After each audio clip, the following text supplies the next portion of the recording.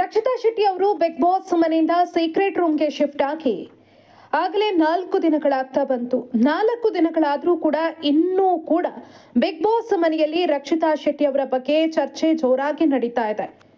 ಕಳೆದ 11 ಸೀಸನ್ಗಳಲ್ಲಿ ಸಾಕಷ್ಟು ಸ್ಪರ್ಧಿಗಳು ಬಿಗ್ ಬಾಸ್ ಮನೆಗೆ ಬಂದಿದ್ದಾರೆ, ಹೋಗಿದ್ದಾರೆ. ಆದರೆ ಯಾವ ಸ್ಪರ್ಧೆಯ ಬಗ್ಗೆ ಕೂಡ ಇಷ್ಟೊಂದು ಚರ್ಚೆ ಆಗಿಲ್ಲ ಅನ್ಸುತ್ತೆ. ಪ್ರತಿ ಬಾರಿ ಒಂದೊಂದು ವಾರ ಒಬ್ಬೊಬ್ರು ಎಲಿಮಿನೇಟ್ ಆಗಿ ಹೋಗ್ತಾರೆ. 1 ದಿನ 2 ದಿನ ಅವ್ರ ಬಗ್ಗೆ ಒಂದಷ್ಟು ಮಂದಿ ಬಿಗ್ ಬಾಸ್ ಮನೆಯಲ್ಲಿ ಮಾತಾಡ್ತಾರೆ. ಆದ್ರೆ ರಕ್ಷಿತಾ ಶೆಟ್ಟಿ ಅವರ ಬಗ್ಗೆ ಚರ್ಚೆ ಮಾಡಿದಷ್ಟು ಯಾವ ಸೀಸನ್ ಅಲ್ಲೂ ಕೂಡ ಯಾವ ಸ್ಪರ್ಧೆಯ ಬಗ್ಗೆ ಕೂಡ ಮಾಡಿಲ್ಲ ಅನ್ಸುತ್ತೆ. ರಕ್ಷಿತಾ ಅವರ ಬಗ್ಗೆ ದಿನ ಇಡೀ ಅಂದ್ರೆ ದಿನದ ಬಹುತೇಕ ಭಾಗಗಳಲ್ಲಿ ಒಬ್ರಿಲ್ಲ ಒಬ್ರು ಪ್ರಸ್ತಾಪ ಮಾಡಿ ಒಂದಷ್ಟು ಚರ್ಚೆ ಆಗ್ತಾನೆ ಇದೆ. ಅದರಲ್ಲೂ ಕೂಡ ಬಿಗ್ ಬಾಸ್ ಮನೆಯಲ್ಲಿರುವಂತಹ ಸ್ಪರ್ಧಿಗಳಾದ ಸ್ಪಂದನ ಹಾಗೂ ಕಾವ್ಯ ಅವರಿಗೆ ರಕ್ಷಿತಾ ಮೇಲೆ ಒಂದಷ್ಟು ಆರೋಪಗಳಿದೆ, ಒಂದಷ್ಟು ಅಸೂಯೆ ಇದೆ ಅನ್ನೋದು ಅವರ ಮಾತುಗಳಲ್ಲೇ ಗೊತ್ತಾಗ್ತಾ ಇದೆ. ಯಾರೇ ಬಿಗ್ ಬಾಸ್ ಮನೆಯಲ್ಲಿ ರಕ್ಷಿತಾ ಅವರನ್ನ ಹೊಗಳಿದ್ರೆ ಮುಖ್ಯವಾಗಿ ಸ್ಪಂದನ ಅವರಿಗೆ ಸಹಿಸ್ಕೊಳ್ಳೋದಕ್ಕಾಗಲ್ಲ. ಯಾರೇ ರಕ್ಷಿತಾ ಅವರ ಬಗ್ಗೆ ಒಂದೊಳ್ಳೆ ಮಾತನಾಡಿದ್ರೆ ಅದಕ್ಕೊಂದು ಕೊಂಕು ತೆಗೆದು ಮಾತನಾಡೋದನ್ನ ಸ್ಪಂದನ ಅವರು ಡೈಲಿ ಮಾಡ್ತಾನೆ ಇದ್ದಾರೆ. ಅವರ ಪ್ರಕಾರ ಬಿಗ್ ಬಾಸ್ ಮನೆಯಲ್ಲಿರುವಂತಹ ಟಫ್ ಕಂಟೆಸ್ಟೆಂಟ್ ಅಂದ್ರೆ ಸ್ಪಂದನ ಅವರೇ. ಸಾಕಷ್ಟು ಬಾರಿ ರಕ್ಷಿತಾ ಅವರನ್ನ ಟಾಸ್ಕ್ ವಿಚಾರದಲ್ಲಿರ್ಬೋದು, ಅವರ ಗುಣ ಇರ್ಬೋದು, ವ್ಯಕ್ತಿತ್ವ ಇರ್ಬೋದು, ಕೆಲಸ ಮಾಡ್ತಾ ಇದ್ದ ಬಗ್ಗೆ ಬೇರೆ ಯಾರಾದ್ರೂ ಹೊಗಳಿದ್ರೆ ಅದನ್ನ ಸಹಿಸ್ಕೊಳ್ಳೋದಕ್ಕೆ ಆಕೆಗೆ ಸಾಧ್ಯ ಆಗ್ತಾ ಇಲ್ಲ. ಇದೀಗ ಅಶ್ವಿನಿ ಗೌಡ ಅವರ ಕಿವಿ ತುಂಬುವಂತ ಕೆಲಸವನ್ನ ಮಾಡಿದ್ದಾರೆ.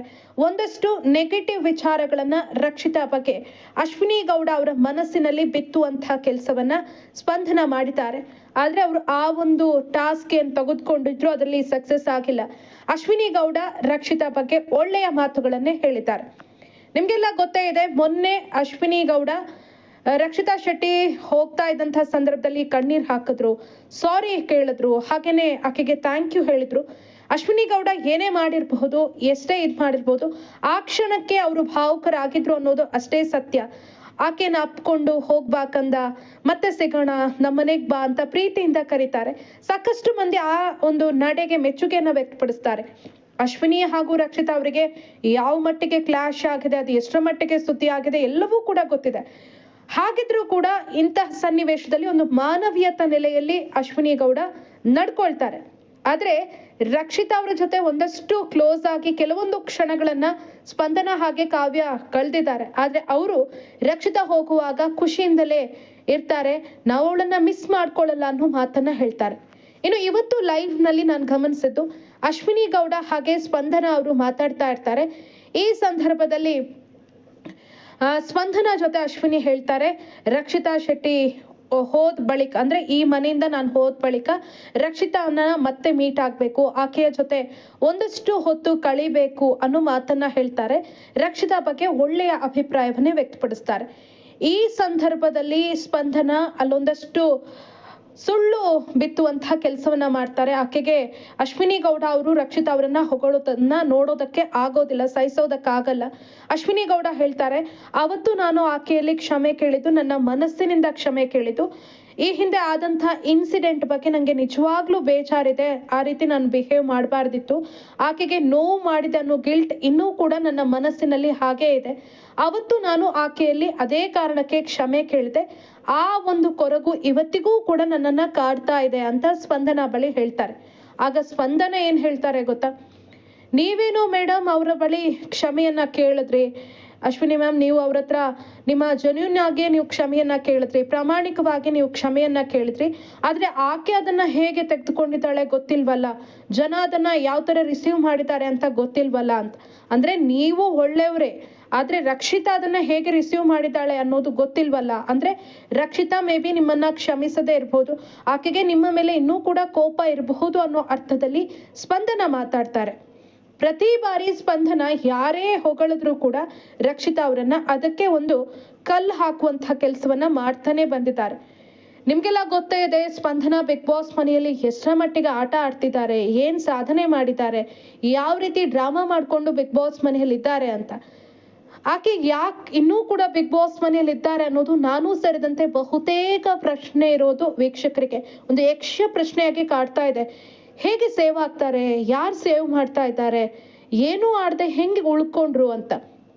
ಆಕೆಗಿಂತ ಒಳ್ಳೊಳ್ಳೆ ಸ್ಪರ್ಧಿಗಳಿದ್ರು ಬಿಗ್ ಬಾಸ್ ಮನೆಯಲ್ಲಿ. ಕಾಕ್ರೋಚ್ ಸುದ್ದಿ ಎಂತಹ ಪ್ರತಿಭಾನ್ವಿತ, ಅಂಥವರೇ ಹೋಗಿದ್ದಾರೆ, ಈಕೆ ಹೇಗೆ ಉಳ್ಕೊಂಡ್ಲು ಅನ್ನೋದು ಸಾಕಷ್ಟು ಜನರ ಪ್ರಶ್ನೆ. ಒಂದಷ್ಟು ಜನರಿಗೆ ಸ್ಪಂದನ ಬಗ್ಗೆ ಒಂದಷ್ಟು ಒಲವಿತ್ತು, ಆಕೆ ಚೆನ್ನಾಗಿ ಆಡದೇ ಇದ್ರು ಏನೋ ತನ್ನ ಪಾಡಿಗೆ ತಾನಿದ್ದಾರೆ ಅಂತ. ಆದ್ರೆ ಯಾವಾಗ ರಕ್ಷಿತಾ ವಿರುದ್ಧವಾಗಿ ಒಂದಷ್ಟು ಸುಳ್ಳು ಆರೋಪಗಳನ್ನ ಮಾಡ್ತಾರೋ, ಆಕೆಯ ವಿರುದ್ಧ ಒಂದಷ್ಟು ಕೆಂಡಾಕಾಡ್ತಾರೋ, ಯಾರೆಲ್ಲ ಅವರ ಬಗ್ಗೆ ಒಂದು ಕೊಂಚ ಅಭಿಮಾನ ಇಟ್ಕೊಂಡ್ರು ಅವರೆಲ್ಲರೂ ಕೂಡ ಉಲ್ಟಾ ಹೊಡೆದಿದ್ದಾರೆ. ಈಗ ಬರುತ್ತಾ ಸ್ಪಂದನ ಅವರ ವರ್ತನೆ ವೀಕ್ಷಕರಿಗೂ ಕೂಡ ಕಿರಿಕಿರಿ ಅನ್ನಿಸ್ತಾ ಇದೆ. ಈ ರೀತಿ ಮಾಡೋದು ಸರಿಯಲ್ಲ. ಅಟ್ಲೀಸ್ಟ್ ಒಬ್ರು ಸೆಲೆಬ್ರಿಟಿಗಳು ಒಂದಷ್ಟು ಜನರಿಗೆ ಮಾಡೆಲ್ ಆಗಿರ್ಬೇಕು, ಅದನ್ನ ಹೊರತುಪಡಿಸಿ ಈ ರೀತಿ ತನ್ನ ಬಿಹೇವಿಯರ್ ಏನು ಅನ್ನೋದನ್ನ ಅವರೇ ತೆರೆದಿಡ್ತಾ ಇದ್ದಾರೆ. ಇಂಥವ್ರು ನಿಜವಾಗ್ಲೂ ಸೆಲೆಬ್ರಿಟಿಗಳ ಅಂತ ಪ್ರಶ್ನೆ ಮಾಡ್ತಿದ್ದಾರೆ. ಹಾಗೆ ನೋಡಿದ್ರೆ ರಕ್ಷಿತಾ ಅವರೇ ಬೆಟರ್. ಆಕೆಗೆ ಒಂದಷ್ಟಾದ್ರೂ ಮಾನವೀಯತೆ ಇದೆ, ಇನ್ನೊಬ್ಬರ ಕಷ್ಟಕ್ಕೆ ಮರಗುವಂತಹ ಮನಸ್ಸಿದೆ. ಆದ್ರೆ ಸ್ಪಂದನಕ್ಕೆ ಇದ್ಯಾವುದೂ ಇಲ್ಲ. ಇನ್ನೊಬ್ಬರ ನೋವಲ್ಲೂ ಕೂಡ ತಾವು ಖುಷಿಯನ್ನ ಪಡ್ತೀವಿ ಅಂದ್ರೆ ನಮ್ಮ ಮನಸ್ಥಿತಿ ಎಂಥದ್ದು ಅಂತ. ಇಬ್ಬರ ಮಧ್ಯೆ ಏನಾದ್ರೂ ಮನಸ್ತಾಪ ಇದ್ರೆ ಅದನ್ನ ಸರಿ ಮಾಡುವ ಕೆಲಸವನ್ನ ನಾವು ಮಾಡಬೇಕೇ ಹೊರತು ಆ ಅಂತರವನ್ನ ಮತ್ತಷ್ಟು ಜಾಸ್ತಿ ಮಾಡುವ ಹಾಗೆ ಮಾಡಬಾರ್ದು. ಆದ್ರೆ ಸ್ಪಂದನ ಆ ರೀತಿ ನಡ್ಕೊಂಡಿದ್ದಾರೆ. ನಿಜಕ್ಕೂ ಇದು ಅವರಿಗೆ ಶೋಭೆ ತರಲ್ಲ ಅನ್ನೋ ಅಭಿಪ್ರಾಯಗಳು ವ್ಯಕ್ತವಾಗ್ತಾ ಇದೆ. ಜೊತೆಗೆ ಅಶ್ವಿನಿ ಗೌಡ ಅವರ ನಡೆ ನನಗೆ ತುಂಬಾನೇ ಖುಷಿ ಆಯ್ತು. ಆಕೆ ಏನೇ ಆರೋಪ ಮಾಡಿರ್ಬೋದು, ಏನೇ ನೋವು ಕೊಟ್ಟಿರ್ಬೋದು, ಆದ್ರೆ ಆಕೆಗೊಂದು ಗಿಲ್ಟ್ ಇದೆ ಅನ್ನೋದಂತೂ ಸತ್ಯ. ಇಲ್ದಿದ್ರೆ ಆಕೆ ಹೊರಗಡೆ ಹೋದ ಬಳಿಕ ನಾವು ಮೀಟ್ ಮಾಡೋಣ, ನಮ್ಮ ಮನೆಗೆ ಬಾ ಅಂತ ಕರಿತಾ ಇರ್ಲಿಲ್ಲ.